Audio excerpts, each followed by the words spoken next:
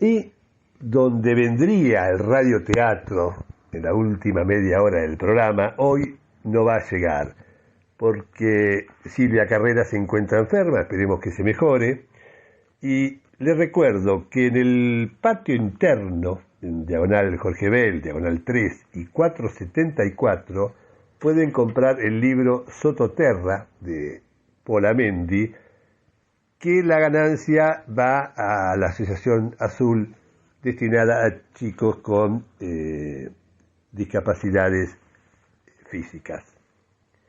Ayer en La Plata, en la Comisión Provincial por la Memoria, su presidente, Adolfo Pérez Esquivel, presentó un libro de relatos de él. Como en el prólogo manifiesta Caloni, Estela Caloni es una investigadora, una de las personas que más sabe de Plan Cóndor. Y dice, este libro reúne una serie de relatos de diferentes momentos en la historia de la humanidad y en la vida de un hombre dedicado a luchar por la justicia y la paz, que desnuda ante nosotros la otra mirada, para compartir los sueños y vivencias en distintos escenarios del mundo, desde los humildes pescadores y habitantes del antiguo barrio de San Isidro en Buenos Aires y las Islas del Tigre, hasta la desolación de tierras arrasadas por las guerras o lugares monumentales. Adolfo Pérez Esquivel, pintor, muralista, escultor, maravilloso artista plástico, que oculta con humildad cada uno de estos espacios que conviven con él. Recibió el Premio Nobel de la Paz en 1980, en plena dictadura militar argentina, la última y más terrible que viviera este país del sur intenso de la América Latina, y durante la cual fue secuestrado y torturado, como lo relata con extremada sencillez y la humildad que lo caracteriza. Desde entonces se convirtió en el Premio Nobel de la Paz más activo. Y es tal cual lo que dice Caloni. Tengo la fortuna de compartir en la Comisión por la Memoria desde hace más de 20 años un espacio con Adolfo y de tener una amistad con él y de haberme ganado su cariño, no sé cómo. Él se ganó el mío de una manera muy fácil. Es una persona admirable. Recuerdo que cuando vivía Mauricio Tenenbaum, que la vez pasada hablando con Adolfo me dice, no sabes cuánto lo extraño a Mauricio y cómo me gustaría charlar con él. Y yo le decía lo mismo, ¿no? Es una persona de una humildad, que con Mauricio siempre decíamos que era llamativo, una persona que trata a todos de la misma manera y con el mismo respeto.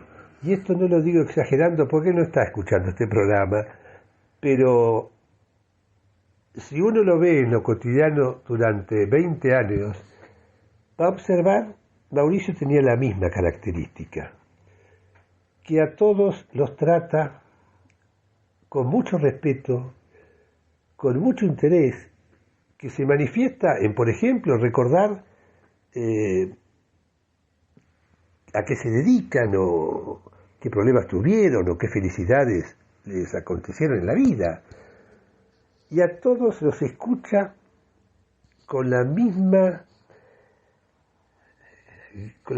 ganas de aprender o de charlar, discutir en el sentido de intercambiar pensamientos, sea el Papa, sea Gorbachov o sea una persona de los pueblos originarios del norte. Es más, una vez tomando una cerveza en la Modelo enfrente a la Comisión por la Memoria, me comenta al pasar,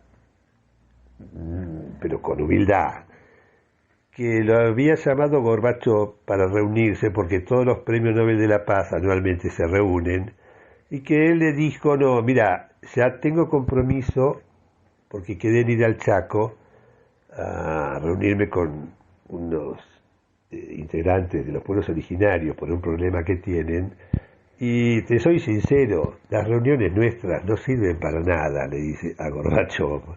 En cambio acá, poco o mucho, algo puedo ayudar.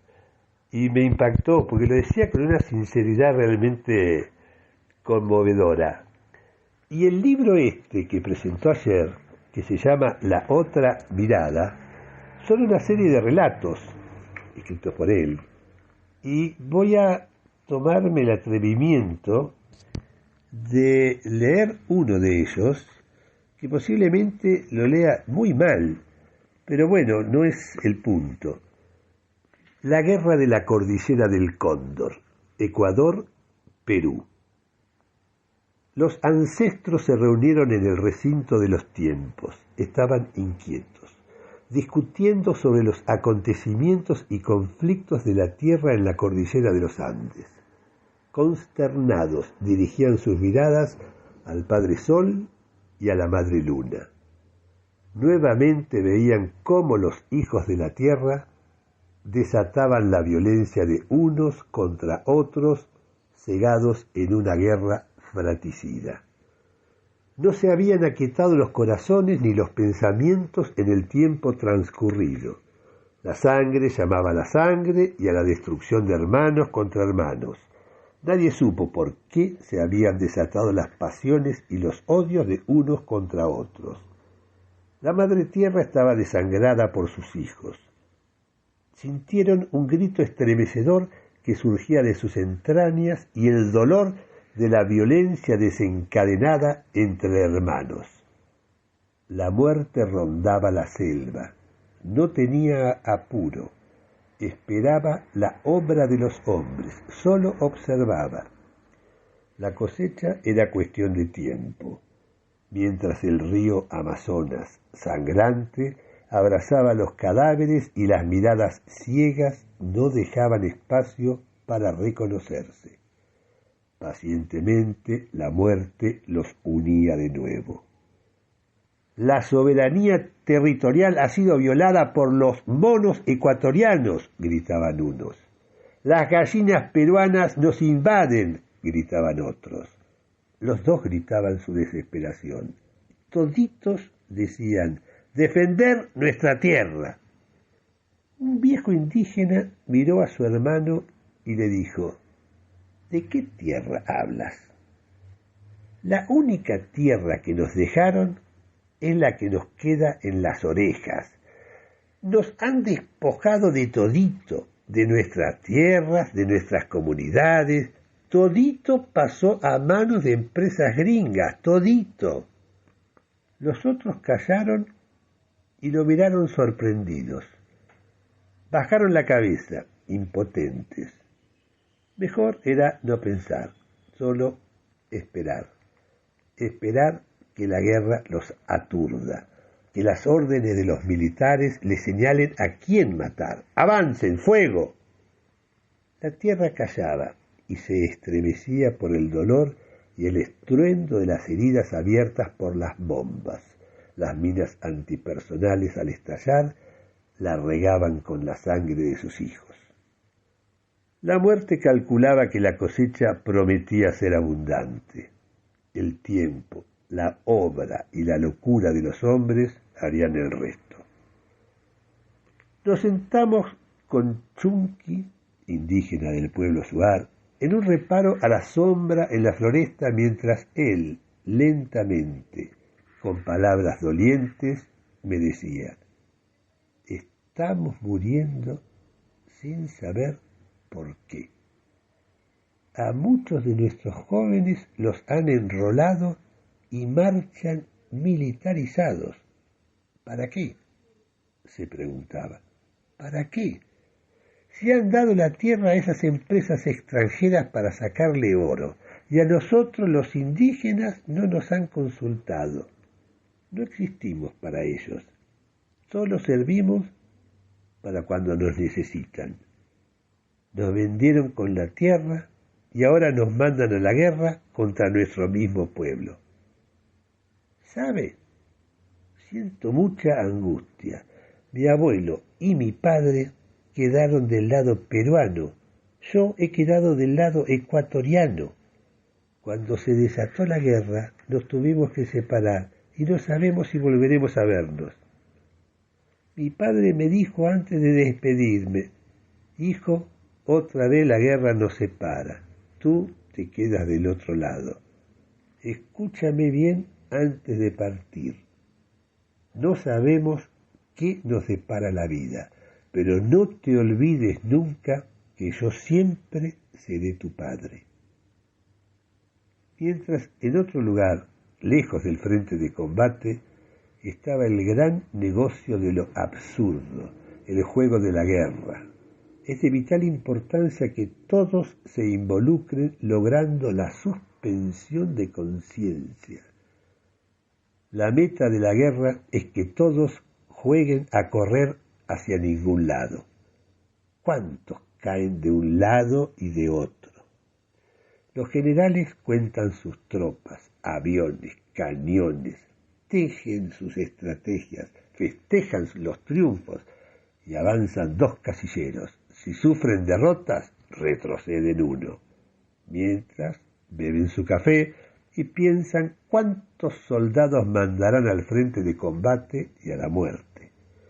Si se terminan los soldados, vestirán con uniformes a los niños y les enseñarán el juego de la guerra, a matar y vencer.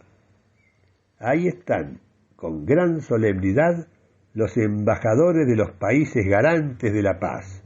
Se han reunido y sentado en cómodos sillones. Hablan preocupados del protocolo de Río para la resolución del conflicto entre Ecuador y Perú.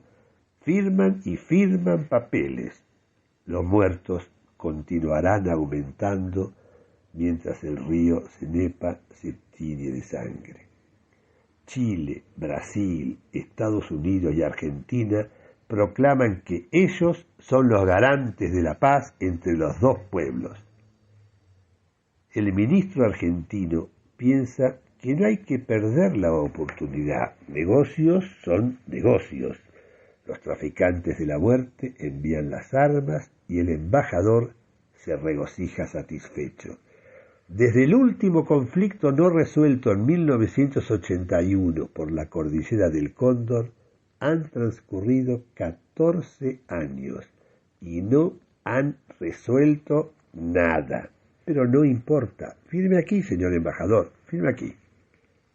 El ministro, en su despacho, sonríe. Han hecho un buen negocio. Enviamos los buques de armas a Guayaquil. Los muertos, bueno, en toda guerra hay muertos. Total, son pobres e indígenas. Nadie los llorará. Negocios son negocios. El juego continúa y el embajador piensa que si nosotros no le vendemos las armas, otros las venderán. Acá gana el más rápido. Los muertos, si están en la selva, se perderán en el olvido. El ministro se miró en el espejo, satisfecho y sonriente. Pero esa sonrisa de pronto pegó un grito alarmado. Su rostro mostraba la muerte. Buscó en su conciencia disculpas, explicaciones. Al final todo es justificable. Sí, claro, hay que repartir las culpas. Si todos hacen lo mismo al mismo tiempo, las culpas se diluyen en lo colectivo. Todos somos responsables y nadie es culpable. En Buenos Aires, el presidente Menem se reúne con su gabinete para analizar el negocio y ordena al embajador firmar los acuerdos. En el juego gana la muerte, que no tiene apuro y espera pacientemente su cosecha. El ministro, con su misma sonrisa, espera el fruto de su negociado.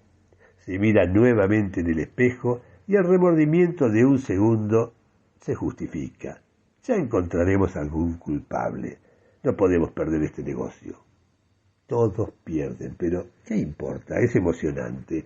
Hay que gritar las consignas, incentivar los nacionalismos, atacar y matar al enemigo. Monos, gallinas, gallinas, monos, gallimonos. Cuando se entra en el juego, todo es apasionante. Hay que pensar estrategias, técnicas, probar los últimos modelos sofisticados de armas. Hay que descubrir dónde están las minas antipersonales sembradas entre el maíz y la yuca. General, hay que retroceder un casillero, le indica un oficial. Hemos perdido un puesto. Veamos, piensa el general con su estado mayor. Envíe ese batallón indígena a recuperar el puesto. Debo recuperar ese casillero. Pero esos pequeños soldaditos casi niños han mirado esas minas como si fueran juguetes y las han pisado. Sus cuerpos quedaron ahí, fragmentados en 1000 pedazos, y su sangre regó la madre tierra. No tendrán mañanas y no podrán ver amaneceres. El juego continúa. Negocios son negocios. Hay que descubrir quién la compra, quién la vende, cuánto tiene el enemigo. Los soldados están allí. No entienden por qué. Se observan, se reconocen frente a frente, hablan la misma lengua, son parte del mismo pueblo. La orden es y aprietan el gatillo. Se quedan asombrados. ¿Cómo arde? Sienten el calor por todo el cuerpo y por la herida la vida se escapa. Julio Ramón Ribeiro, en su obra La palabra del mundo, los ve en su mirada de asombro con sus miedos, incomprensiones e interrogantes. Los héroes absurdos, sin destino, quedarán en el olvido. Nadie quiere recordarlos, molestan a la conciencia. El tiempo borrará sus huellas. Pero eso sí, el general luce una medalla por sus méritos y brinda con champán. ¿De dónde eres? ¿Peruano? ¿Ecuatoriano? ¿Gallimono? ¿Qué importa? El mañana y la esperanza se escapan por la herida y el silencio. El juego tiene sus reglas, sus códigos. No hay que mirar a los desterrados de esta tierra, todos juegan. No sueñes un mañana, no está permitido. El soldado obedece, no discute, no piensa. Solo la obediencia ciega, por la que todos juegan y corren hacia ningún lado. Pero ¿qué importa si todos hacen lo mismo? Ya, ¿qué dice? La vida se escapa a borbotones. Yo lo entiendo, hablamos la misma lengua. Dice, en la cuadra hay 3 caballos, dice el caballo del teniente, dice matadura en el anca del caballo, dice en el campo galopa rápido, dice la muerte lo llevó en el caballito de todos los colores, dice. Ribeiro lo vivenció en su relato en París en 1961. Hoy, la misma guerra, el mismo escenario, otros sujetos semejantes, o no, tal vez los mismos soldados con sus mismas preguntas y miedos, los mismos muertos u otros muertos y otros que esperan morir en esta guerra en 1995. El juego no ha terminado. La cordillera del Cóndor, los límites territoriales entre el poder y el absurdo. ¿Hasta cuándo? Claman los ancestros, las generaciones presentes, los niños que esperan un mañana, el hermano con su mirada de compasión hacia la tierra herida. ¿Hasta cuándo? Pregunta el Padre Sol y la Madre Luna a los ancestros. Miren a los pueblos. El río Tumbes, enojado, arrasó en sus aguas las minas antipersonales. Los animales huyeron, la selva quedó despoblada, los pájaros silenciaron sus cantos, los peces escaparon de los ríos hacia los lugares profundos del río Amazonas. La selva agoniza de pie. ¿Hasta cuándo? Los muertos están ahí, no los buscan, mejor olvidarlo. La madre tierra los abriga en su dolor. Sonríen, tal vez como lo cuente Ribeiro. Una risa que yo encontraba, no sé por qué, provocadora. Como la risa de esas personas que lo hacen casi sin ganas, para fastidiarnos la paciencia. Hoy pregonan las fronteras vivas. En la agonía de los pueblos, los gobernantes hablan de las prioridades de las armas, de los ejércitos, de sus triunfos y esconden las derrotas. Pero no todos perdieron la memoria, no todos entraron en el juego sin destino hacia ningún lado. La resistencia de la conciencia alzó su voz y generó el reencuentro de los hermanos. Clamando por la cordura y el entendimiento, estrecharon sus manos y corazones en las fronteras, sabiendo que las guerras nacen en las mentes de los hombres y en las ambiciones buscan justificativos a sus proyectos de muerte. Pero es en sus mentes y corazones donde debe construirse la paz, al reconocerse como partes de un pueblo, como hermanos. Muchos se miran y se preguntan si es posible encontrar caminos de solución y reencuentro, si es posible terminar con la guerra fratricida y absurda que ha costado vidas a los pueblos y cuantiosas pérdidas en su patrimonio. ¿Cuántos años desde la guerra han transcurrido? ¿Pasarán otros 14 años más sin resolverse? ¿Hasta cuándo nos seguirá abierta la herida absurda y el dolor de la madre tierra y de sus hijos? Sí, esos hijos que hablan el mismo idioma, que tienen las mismas raíces, de un lado y del otro, son el mismo pueblo, la misma familia. Ellos son las fronteras vivas. Durante generaciones los enfrentaron sin saber que el continente de la tierra fecunda no debe tener fronteras que lo dividan, porque la tierra, sin mal, es de todos. La sonrisa de los muertos ya no estará para fastidiarnos, sino para comprender que dieron sus vidas para dar vida. Cabalgarán en el caballito de todos los colores para reunirse con los ancestros y escuchar la historia de los pueblos de la Madre Tierra por boca del Padre Sol y la Madre Luna. Escrito por Adolfo Pérez Esquivel en Quito el 10 de abril de 1995. El cuento que acabo de leer es de Adolfo Pérez Esquivel, que lo presentó ayer en La Plata. Desgraciadamente no podemos poner ningún tema musical porque nos hemos pasado en el tiempo, así que recuerden, si quieren mandar un mail durante la semana con alguna grabación de algún cuento, radioteatro, háganlo a am1390desafinados@gmail.com. Y aunque parezca frase de póster de pizzería, les aseguro que es lo único inteligente que se me ocurrió en la vida. Mientras la desgracia nos dé recreos, a festejar. Ni siquiera esperemos algo bueno. ¿Pasó algo malo? No. Listo. Eso es lo bueno. Hasta el próximo martes a las 10 de la noche.